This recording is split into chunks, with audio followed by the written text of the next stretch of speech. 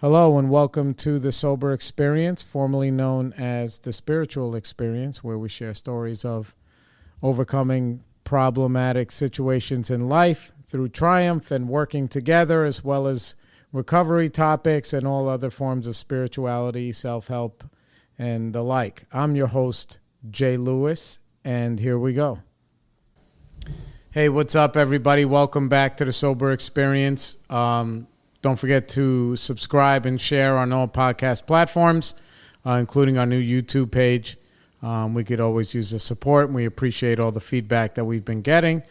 And today we have a wonderful guest who I have been, wishy-washy, wanting, been nervous about asking him to come on because he's always been such an inspiration for me. As far as like somebody's, recovery that I've admired for a long time, from a distance, and as we've gotten closer to be friends. So, but he's here to. We're honored to have him. I don't want to go crazy with all the flowers, but everybody say hello to my good friend Joe. Joe, say hello. Hello. All right, Joe. Beautiful, Joe. First things first. Where are you from? I'm from relatively rare these days. I am a native of Brooklyn. Beautiful. Where did you grow up? What neighborhood? Oh, in Windsor Terrace. Yeah. Oh, nice. Did you you have brothers and sisters? What was it like? I had two older sisters, 9 and 10 years older than me.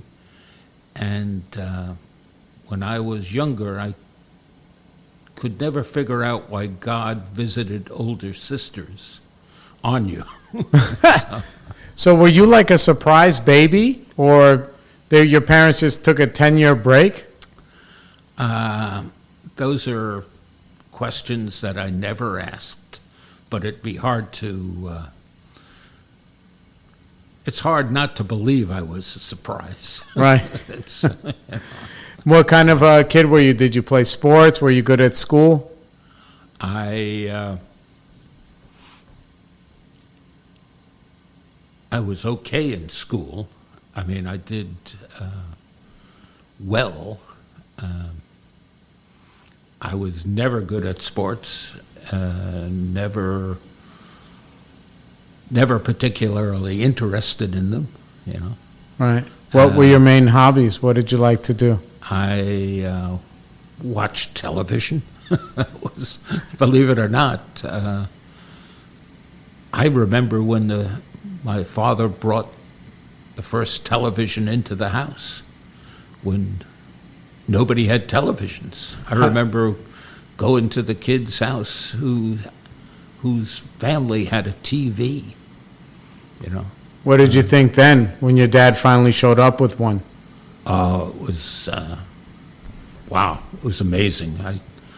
I sat down and stared. That's what you did. Stared. Everybody was in the living room. It was a little screen, and you had to.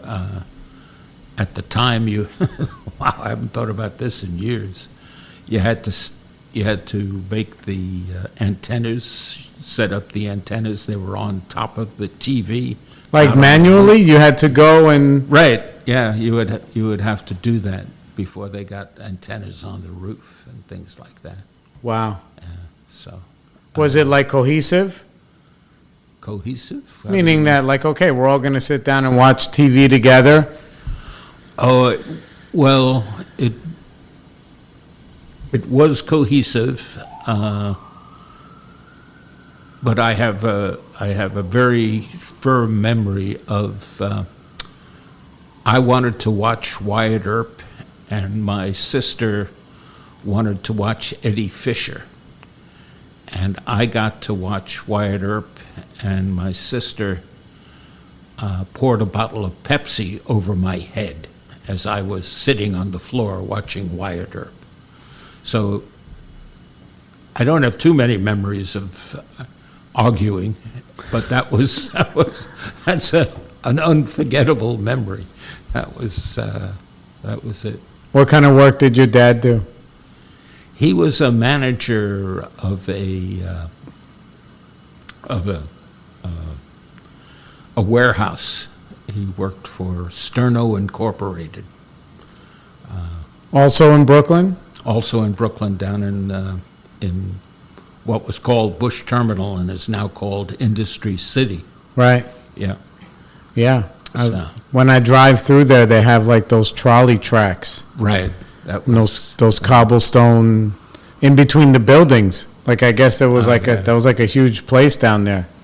I remember as a kid, every single building was full of people and businesses, and It was bustling. yeah, and the trolley tracks were being used. Wow. Yeah, that was part of the whole deal about Bush Terminal. They'd bring stuff in over the water, and they'd move it in there.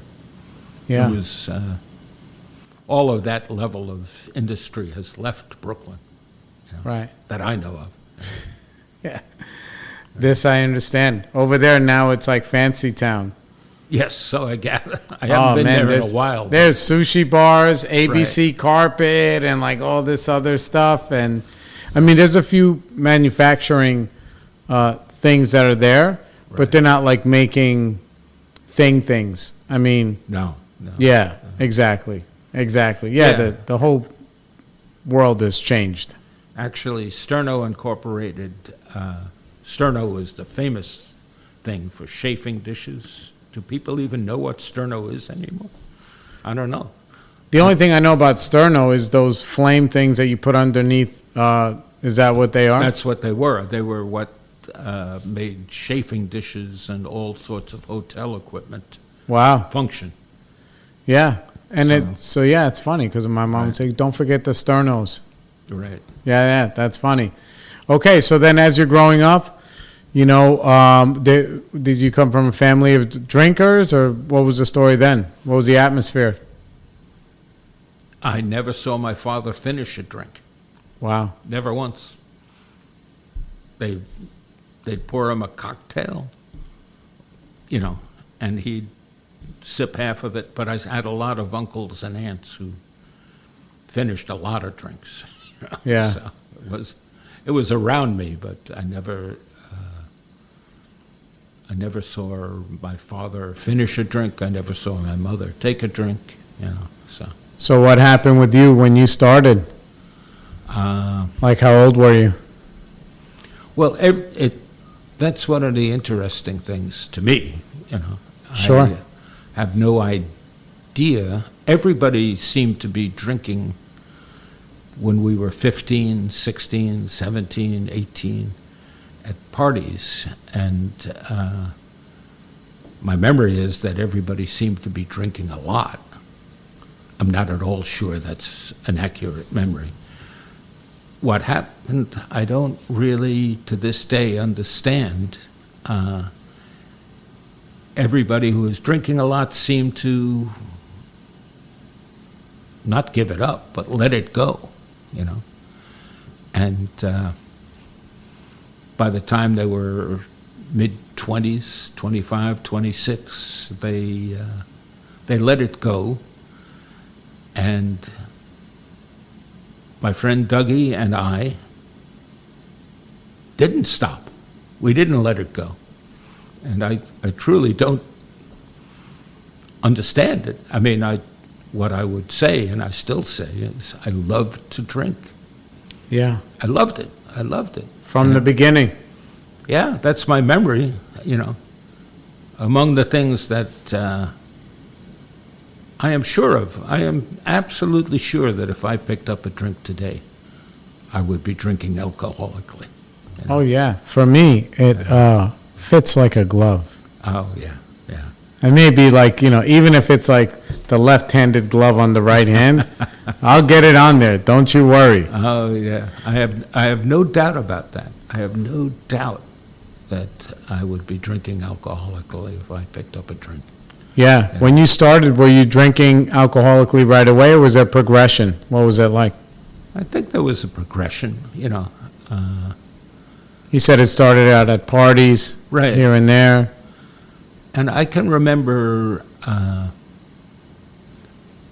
one of the very firm memories that I have is I had two little boys.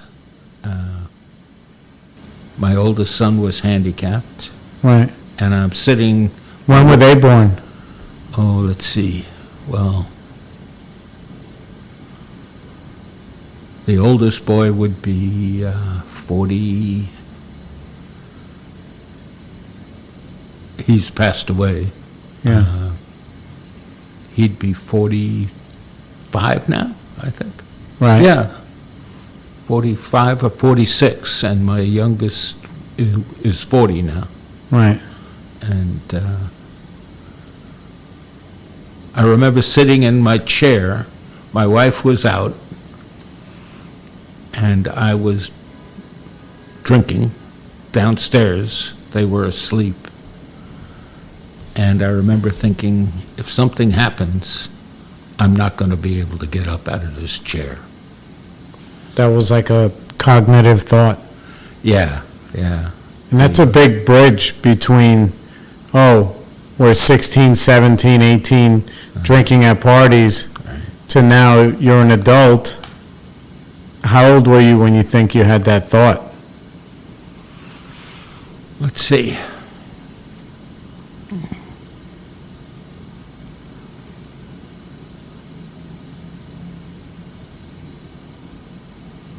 Well, I must have been like 39, something like that. I came into AA when I was 40. Right, so between 18 and 40, Right. it was just every day? No, it took some time to get to every day. It took some time to every day. You were progressing in life, though. I mean, obviously, you started a career, you had a wife, had some kids. Oh, yeah, yeah. No, that's the idea of the down and out alcoholic, is not the alcoholics I hung out with. Right. So, Yeah. no, that's, yeah, you can go a long time before you can't keep drinking. You can go a long, long time. Right. Yeah. What was your relationship like with your wife when that was going on? Well, my memory now, because the memory is different than the reality at the time, but my memory now is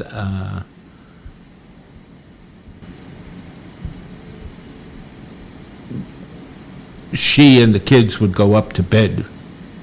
What I remember now seemed to be earlier and earlier, and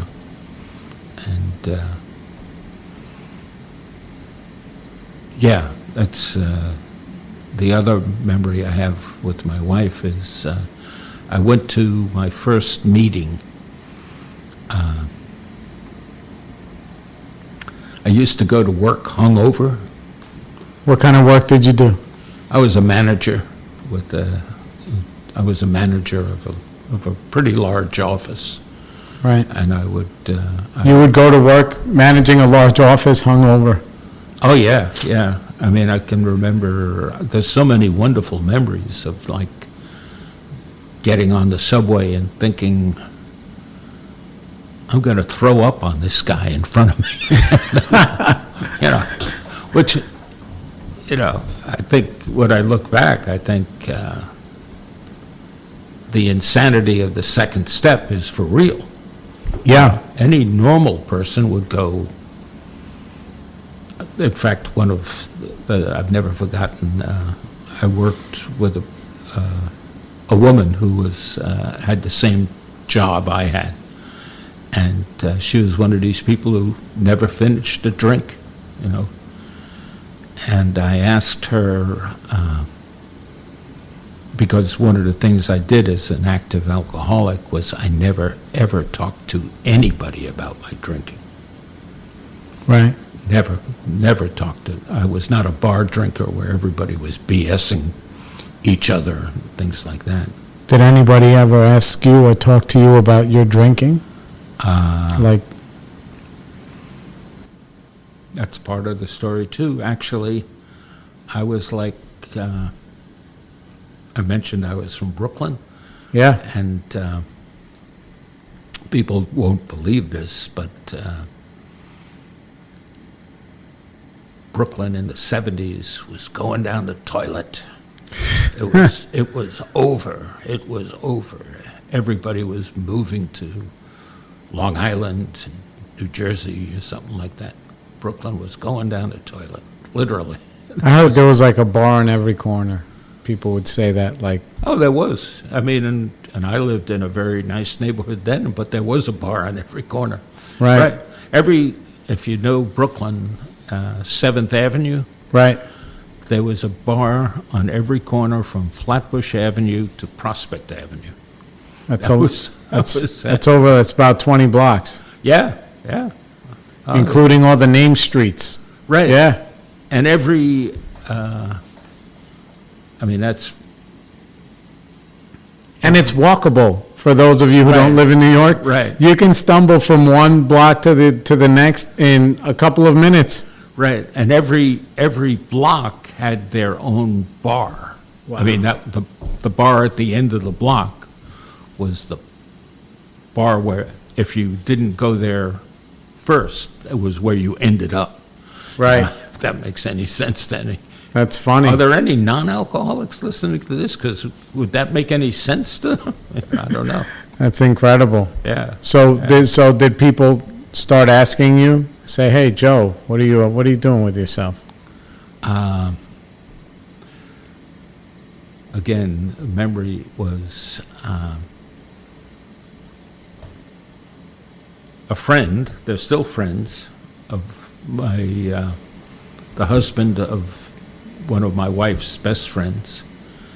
Asked her if she wanted him to talk to me about my drinking when I was like 25, 26, something like that. Right. And she told me, and I said to her, we had all gone out.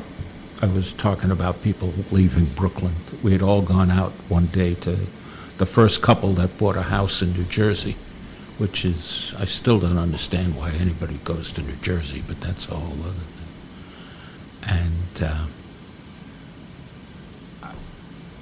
I have a way with words, and I said, no, that's not necessary. The only reason I was drinking a lot was because it was hot out. Right. That was it. That was it. And How old were you when the kids were born? let's see. So I was 30. I was 40 when my second son was born, so I was like 34, 35, somewhere when my first son was born. So, Yeah, we weren't. if we're doing the math, Right. 10 years before kids show up, somebody's asking somebody else to ask somebody else to talk to you about your drinking. Right. This is 10 years before you end up in the basement. Right. 15 years before you end up in the basement, right? With them going upstairs. And it's already a problem in your mid-20s. Oh, yeah, when I look back, absolutely. Right. Absolutely. In fact, when I go out and I'm at some relative's house and I'm looking around, I can see. I mean, alcoholics don't even hold a glass the same way as a normal person does. You can pick out the alcoholics easily, They're holding a glass like somebody's going to take it away from them, I'm not kidding. Yeah. Yeah. I recognize my alcoholic face in other people when I see it. Uh-huh. And I'm like, oh, that guy, he's not having a good time. Right. You know? And I can look at somebody if we're in a gathering, and I can be like, this guy's wife is busting his balls about his drinking. Right. Because you can see he's like drinking at whatever. I've seen that. Yeah, and it's on our face, and then, Right. but my face can feel his face. It sounds very crazy, but I can look at him and be like, oh, he has potential. We'll save him a seat. He has potential. So you're in your mid-20s. This is going on. There's a big flight from Brooklyn. You are staying put. Oh, yeah, yeah. Yeah.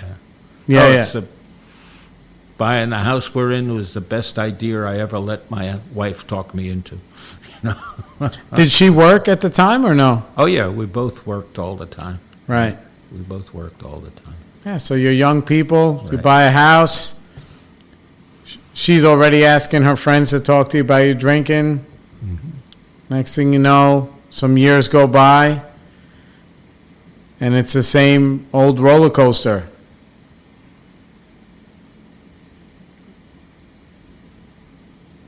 Yeah, I mean, one of the things I will tell newcomers in AA is if you walked in the door, you're an alcoholic. Yeah. Nobody comes to AA in a whim. You know, I mean, nobody comes to AA by mistake. Right, yeah, it's not And an I've accident. I've never met anybody who, I've met a lot of people who don't stay, but that doesn't mean, you know, I guess they're out there. I haven't met everybody, obviously, but I think they're also out there doing 12-step work. They're in the bar telling people they should go back to AA because their life is miserable. You think so? Yeah, I mean, one of the conversations I have with people, not all the time, but periodically, when somebody will say things like, oh, you know, back in the day, AA, 50, 75, 80% of people would come in and they'd get sober, and now we're at like half of a third of a percent, or whatever kind of BS that they're saying, right?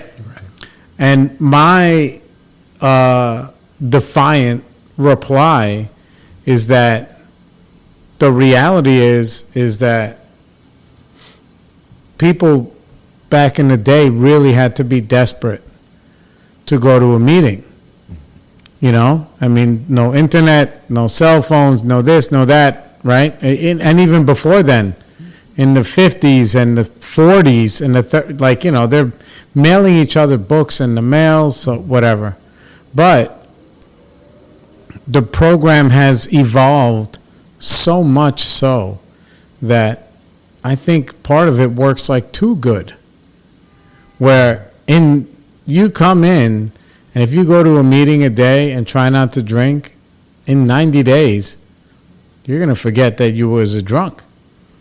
You know, you cleaned up a couple of bills, your significant other maybe is not so mad at you anymore, your boss is off your back, you maybe ate a couple of meals with nutrients, and, you know, not liquid lunch every day, and then you'll forget that you can't never drink safely ever, and then you'll go run back out.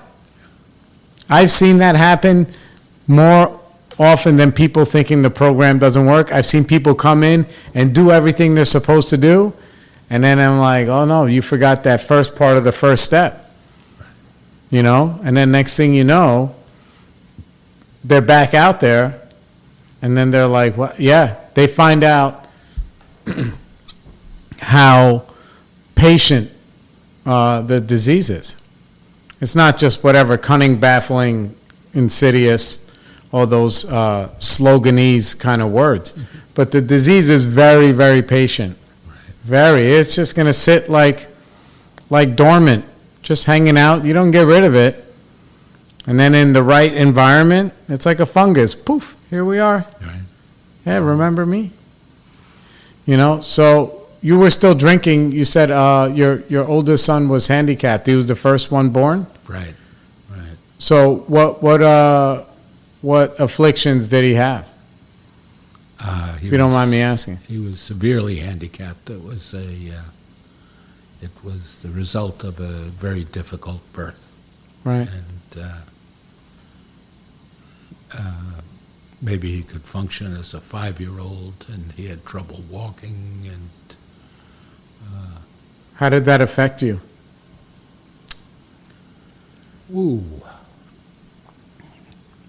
I think about him every day of my life.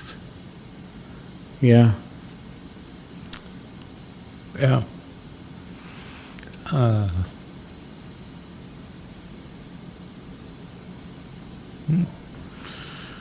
Especially then, you were still drinking when he was born, Right, right. and that's not something you can just put in a drawer somewhere. No, no. I honestly believe that if it wasn't for my wife and children, I had a real shot at drinking myself to death.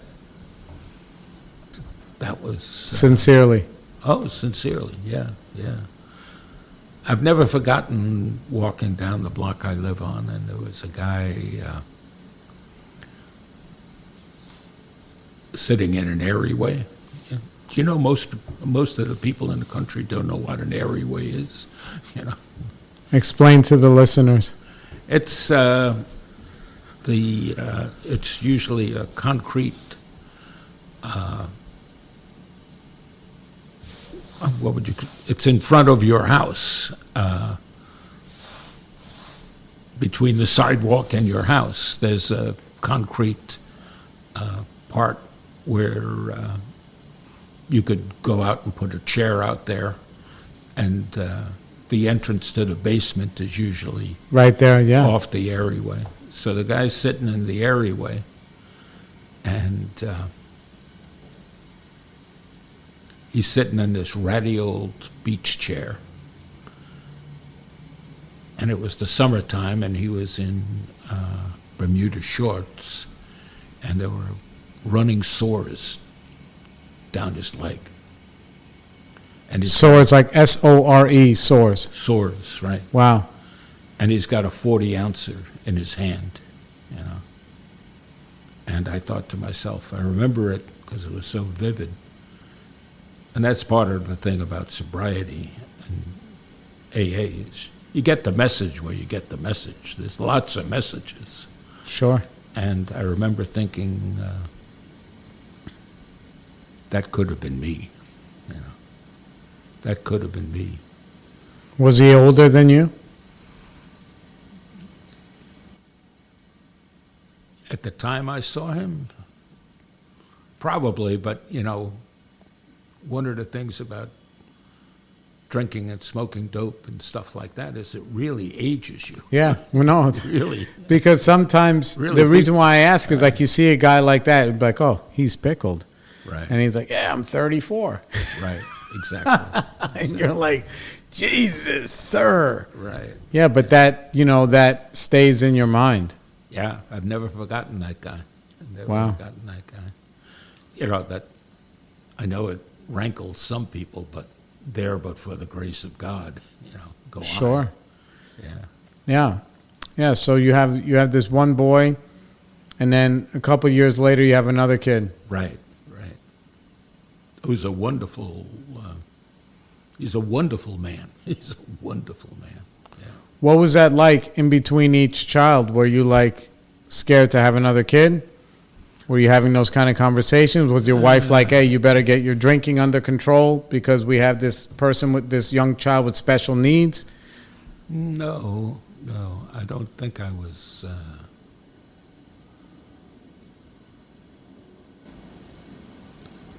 I guess I was working my way up to it, and I was sneaky.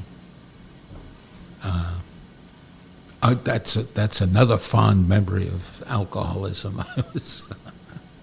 You can't make this stuff up. I remember that not just me, but lots of people used to carry an attaché case to work, Right. and I switched from a soft-sided attaché case to a hard-sided attaché case, a leather one and the reason I did that is because in the hard-sided attaché case, my wife couldn't see the bulge of the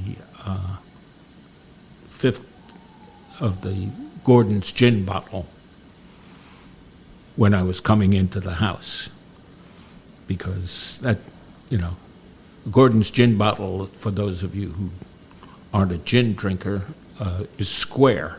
Yeah. And it fit nicely in an attaché case. Yeah. That was hard-sided. I could get it into the house, so Were you drinking around the clock at that time? well, I was drinking, no, I mean, I didn't, well,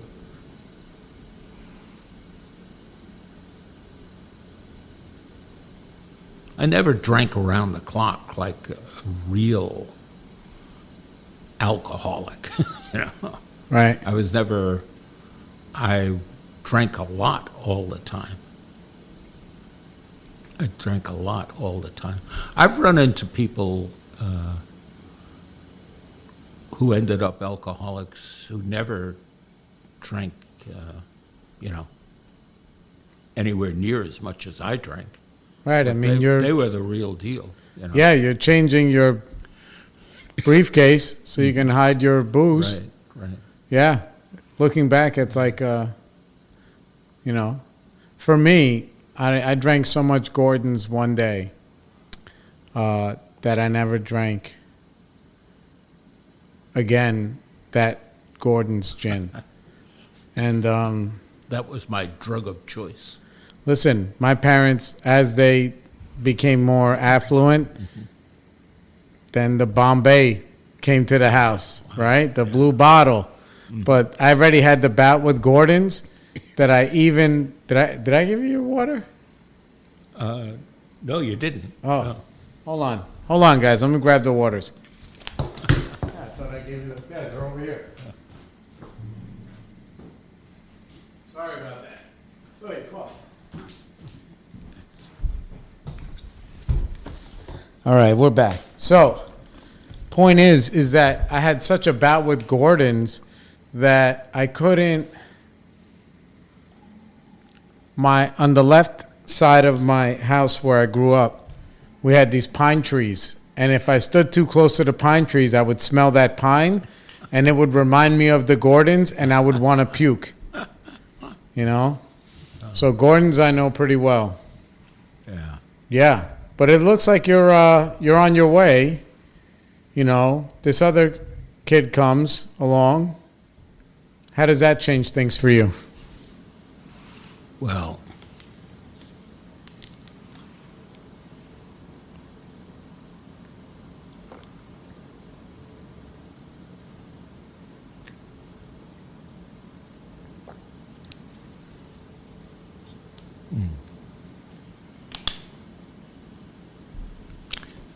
that's a really good question.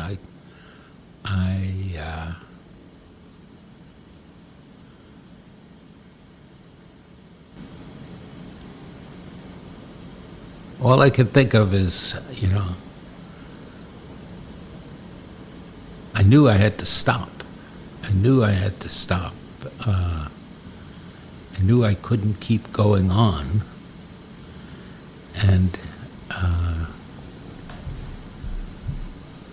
And this sounds very severe, and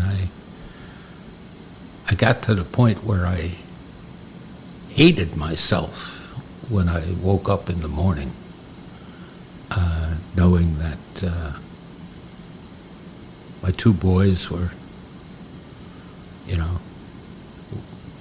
upstairs and I was drinking downstairs, like I said, and yeah.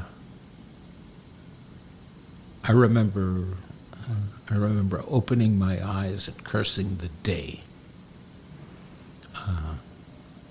And that's never happened since I came into AA. I've had the worst day of my life in AA, but I've never cursed the day, if that makes any sense to people. Yeah. So how did you go from being downstairs, separated emotionally, mentally, whatever, from your family, to getting into recovery? What happened?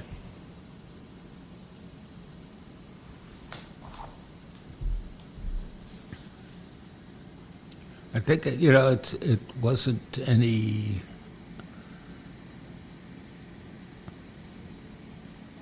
I think it was, waking up, cursing the day, hating myself, and realizing that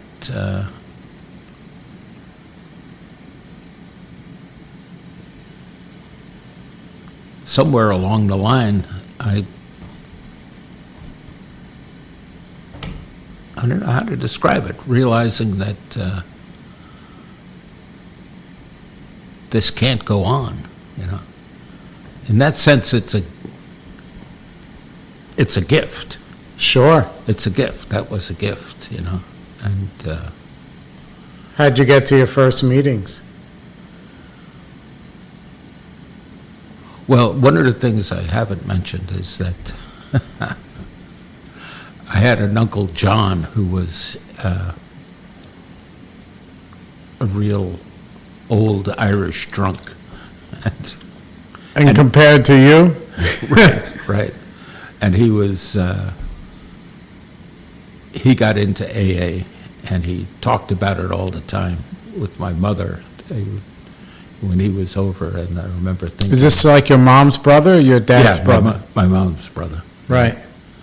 And, I've never saw my father or his brother take a drink. Right. So something was going on. And I have absolutely, by the same token, both my parents were Irish, and I never heard one happy story about Ireland. Not one, not ever. That's funny. Yeah. And so where were we? We were at... Yeah, how did you get into AA? So... was there like an incident or something? You said, all right, that's it, I'm over? Or was it just gradual and you're like, one day, hey, look, I have to go to a meeting?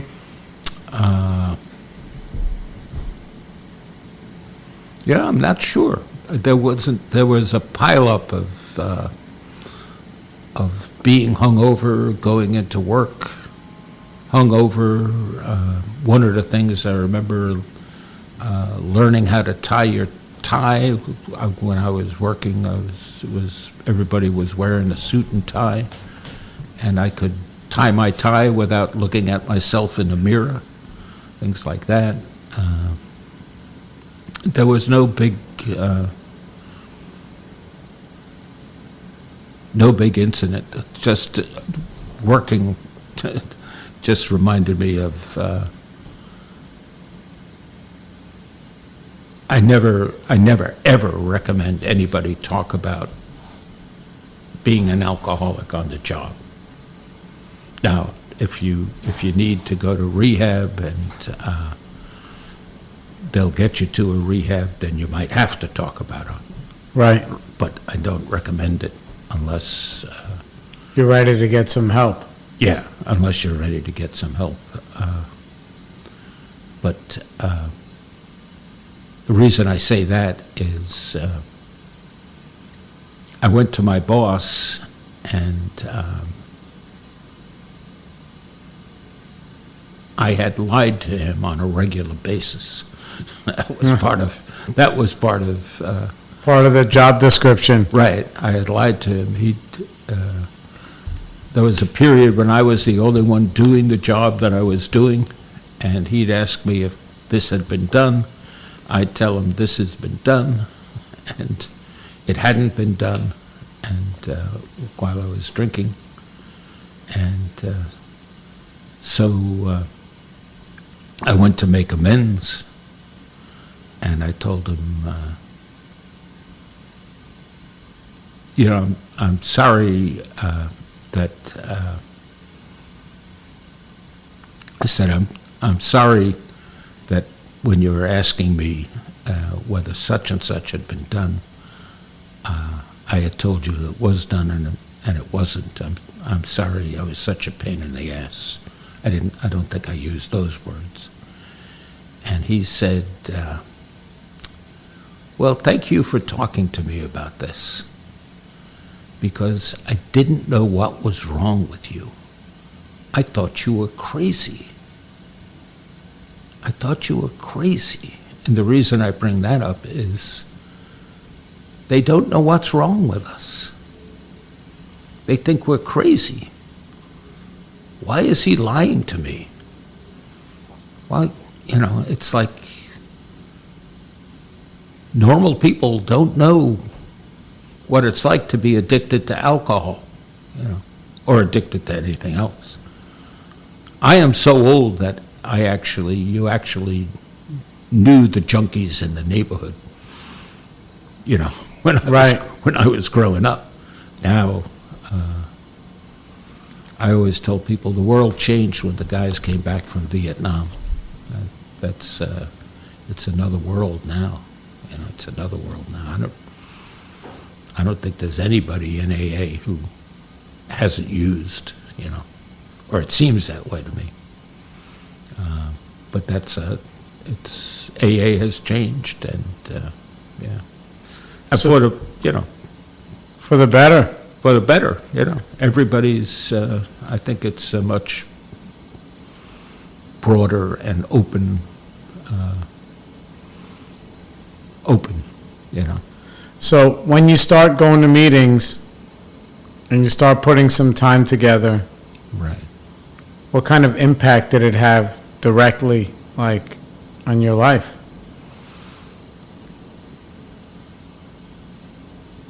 Well, I got,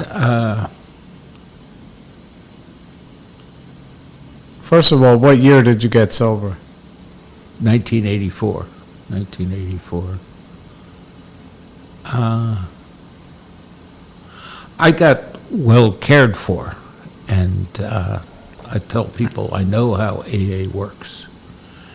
It works by the love of one alcoholic for another alcoholic. That's how AA works,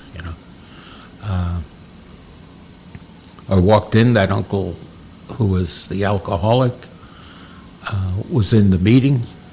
I walked in and he said, what are you doing here, Joe? And I said, I think I got a drinking problem. And he said, oh, you're in the right place. I've never been pushed around in AA. I've never been told what to do. That's why I remember that. That was all he said. Oh, you're in the right place. And when I'm talking to a newcomer, I tell them, if anybody starts pointing their finger at you and this is what you got to do, this is how you got to do it, this is how we work the 12 steps, just walk away. Just walk away. That's, it doesn't, maybe it works for some people, but it wouldn't have worked for me, that's, Yeah, we're an odd bunch. no, that's for sure. Yeah, I mean, I always make the joke that as a people, there's nobody more offended by help than us. Oh, that's true. Right away. You want to help me? Fuck no. Meanwhile, life is burning. I'm like, no, I'm okay. It wasn't that long ago I was at a meeting, there was a new guy there, and he said he was new, and I walked over to give him my phone number, and you could see it's like, what's this old guy walking over to me for? Why is he giving me his phone number? It's like, okay, you know. But, yeah, it still works for me, by the way, you know. Taking calls from newcomers still works for me. It proves to me it hasn't gotten any better out there. Right. Right. Yeah, I mean, I think my experience also is doesn't happen a lot for me, but it does happen where we'll bring a new guy to the diner and we're going to buy the new guy a burger. And then at the end, he goes on the speech saying, no, you guys, thank you so much. I promise next time I'm going to pay all of you and blah, blah, blah. And this whole thing. Because then we're like, listen, we're just going to buy you a burger. Nobody owes anybody anything. Right. One day you'll do it for somebody else. Oh, yeah, you want to take a pee break? We'll take a pee break. Right. Yeah, go ahead. All right, guys, we're back. Much needed pee break. Listen, this guy's been sober 40 years. Right. He deserves a pee break. So we're talking about like the magic of AA and of recovery and just, you know, the non-transactional. Well, I think it is in some ways for me, it was taught to me, like it is a transaction, but it's like a pay it forward transaction. Like my first sponsor would tell me, I'm helping you just so you can help somebody else. That's the main reason why I'm helping you, because we need you to help somebody else. I don't need anything back from you. And like, you know what I'm saying? So it was just like, I used to thank him, like, you know, thank you so much, man. You're helping me. He's like, don't thank me. You know, he says, I'm helping you so you can help somebody else. That is the main focus, you know, because there's no governing body. You know, this is not like grade school where somebody's like, you know, there's no exams. We all got to help each other. Yeah. And I think that's like the most important thing, where you can see as the world has changed, even like what you're talking about from Vietnam, but just even now, where like people are really missing that selflessness that we've been fortunate enough to live with for so long. For me, 20, for you, 40. But like, I know how good humanity can be. Like, it's not like a theory for me. And I see miracles on a weekly basis. Absolutely. Where like some people, they don't have that in their life. And that's like a big effect on me, that I see these miracles, these new guys calling, the new guy wanting to pay you back for a friggin' hot dog. You know, I always joke that like, you know, we laugh when we clap when you get your kids back. It's the only place on earth, AA, where we clap when somebody gets their kids back, you know? And it's a beautiful thing. Yeah.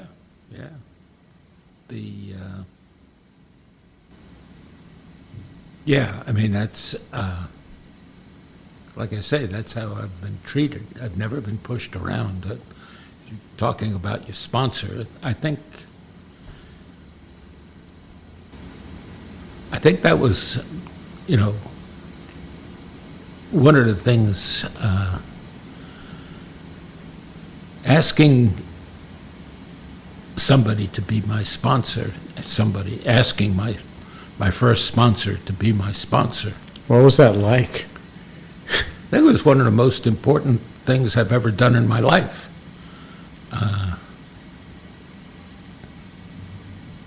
Because there's I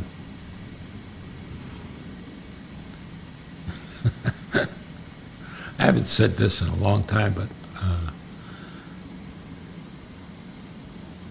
I mean, if you asked a man for help, you were you know, all you could get from a guy would be bullshit, and, excuse me, and, you know, sports talk and stuff like that, you know. And then I was aware that asking somebody to be your sponsor was, you were asking them to help you, you know. And I've never forgotten what he said. I called him up. I liked the way he talked. I liked the way he looked. I liked him in the meetings, and I got his phone number, and about 6 weeks later, I called him, and I said, oh, I'm sorry it took me so long to call you. And he said, no, you're right on time. And that's how I've been treated all the time. I've been in AA. No, you're right on time. You know? What does it feel like for you to be able to give that to somebody? All the love that you received. What is it like for you to be able to give that to people? It's an extraordinary blessing. Extraordinary blessing. You know, I've seen. Just to tell somebody, listen, it's okay. You're right on time.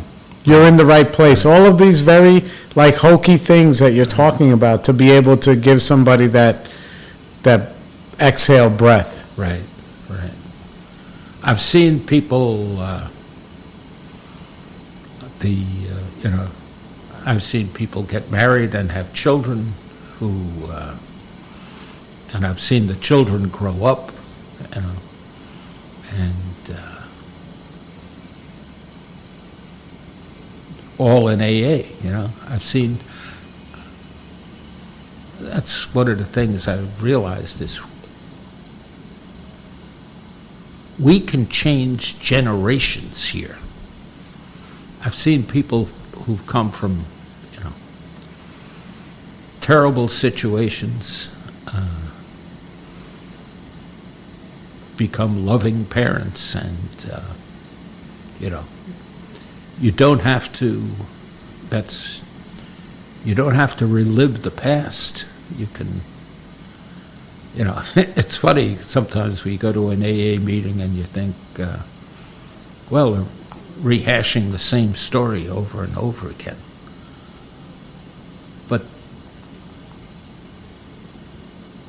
that's not true. You come until you start having your own story. And then, if I had to describe in one word what describes AA, I'd say listen. We listen. We listen to each other. We listen to the guy who has one day. We listen to the guy. I was I was in a meeting, and I was listening to this guy Eddie. You have no idea who's going to save your life in AA. This guy Eddie, he was a longshoreman, and he would listen to me.